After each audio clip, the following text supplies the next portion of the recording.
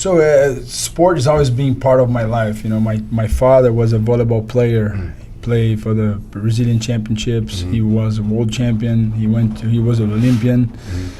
In their time, you know, volleyball was not big like it is in Brazil, but this generation was the one who paved the way.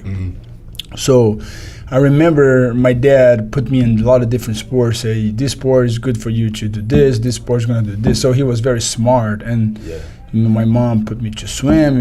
You want to do gymnastics, he's going to give you. So he was kind of, in his mind, my son's going to be an athlete. And he kind of, in his mind said, I want my son to become a tennis player. Because tennis not just pays you well, but is a great sport. Sure. So I was very good in tennis, so I was very good in soccer.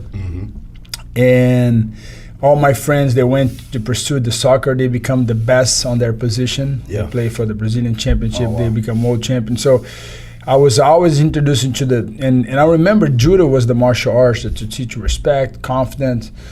And I remember going to a tournament in judo, and a big kid hold me up, and I was so frustrated. You know, he was kind of hold me on the judo position. And I said, man, that's not right. I could not move. And then with 13 years old, I was introduced to jiu-jitsu. The boyfriend of my mom said, you know, you're very athletic. You become a great jiu-jitsu player. So I went to start training jiu-jitsu.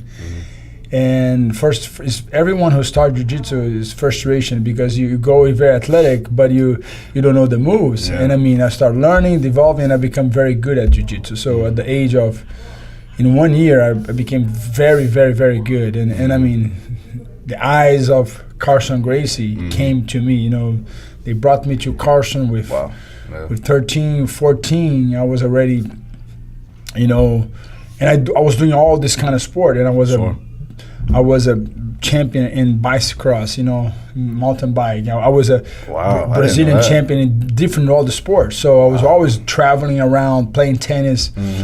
Gustavo Kuerten, he was the #1 tennis player in the world one time. And he was the guy that 1 year older than I. So I was there, and I said I was very aggressive for tennis. I could imagine. And then the coaches are saying, no, this is the future of tennis, you know, being aggressive, and they putting the ball on the court, and I playing ball, and I want to finish. So I always have that kind of instinct in whatever I do, like playing soccer. I want to finish. What's the purpose of that sport? Soccer is to score a goal. If I'm a defender, nobody can score a goal in my goalkeeper. And if you're a tennis player, you have to finish. You know, 6-0. That's the mentality of it.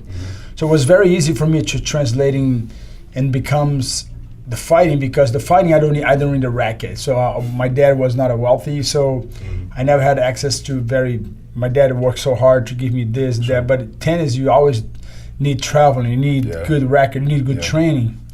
And fighting was very street for me, like, you know, you be exposed, you be around the best, and soon enough you become part of the gang, and your craft will stand out. So boxing was something I was introduced in a very early age too, because where I live, the jiu-jitsu was the kind of, because back then they don't have MMA, it was vale tudo, it was like everything goes. So what part of Brazil? Rio. So it was the birth of everything. So everything was separated, scattered. Boxing, kickboxing, Muay Thai. So everyone has to represent your own martial arts. And my friends said, Victor, if you want to be good in vale tudo, you got to learn how to strike. So come to do some boxing with us. So he took me to do some boxing, and I remember the Brazilian champion boxer was there, and I was a kid, and he started, hey, put a glove, and I was working with him, and I throw him a left cross, and he got dizzy, and I was a kid. The guy is adult, say, are you kidding me? Bring that kid to the gym, please. We need him in the gym, so maybe he can become a good amateur. So I went to the gym, and I start training, and that's what I start training, only boxing, jiu-jitsu. So I stand out in all the trainings that Carson used to do it. They used to do it with the open hand, so it was kind of... They're doing that now. They're doing now? Jiu-jitsu, the open hand, striking, it's pretty crazy. So with the gi? No gi, jiu-jitsu, open hand striking. I think. Man. Yeah, I think it's actually getting up there now. But a lot of the jiu-jitsu practitioners are doing it. They're making more money doing it. But I'll show you some videos. It's pretty wild. Cool. Yeah. Yeah. So that's what we used to do it. So it's called taparia. Mm-hmm. So, and then I went there. And what does that stand for, though?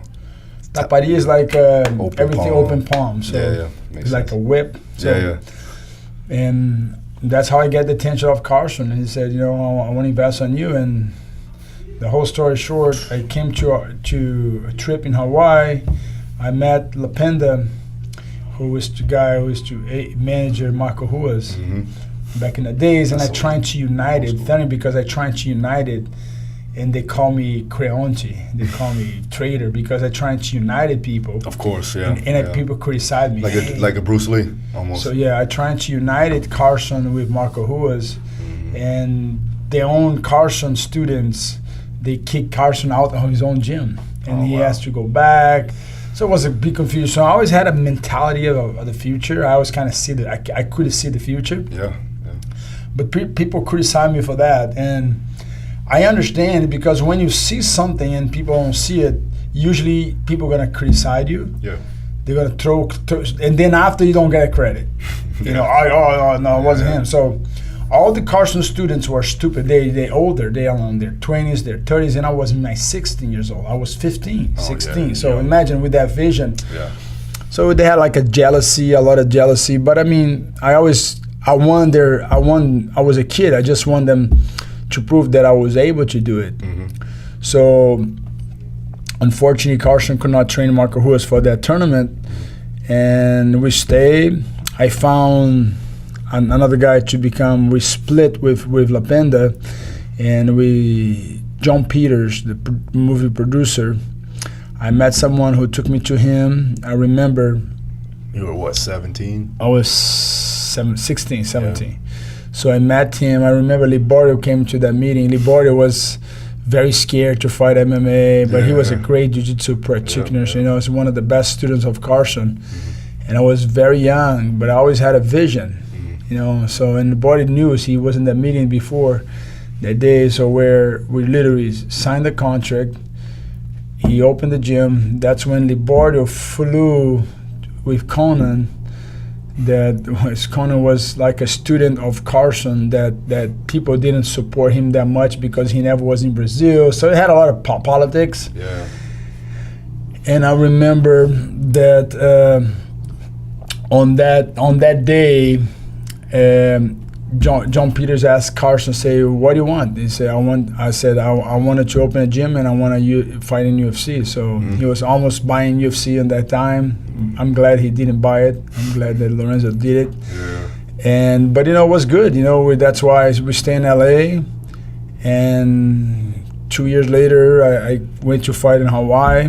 My first MMA fight against John Haas. And that's give me that was the invitation for me to go to 19 years old, become the youngest champion in UFC. Yeah, so that's how a story was made. But I mean, I always knew it that the sport would be where it's at. I always knew it.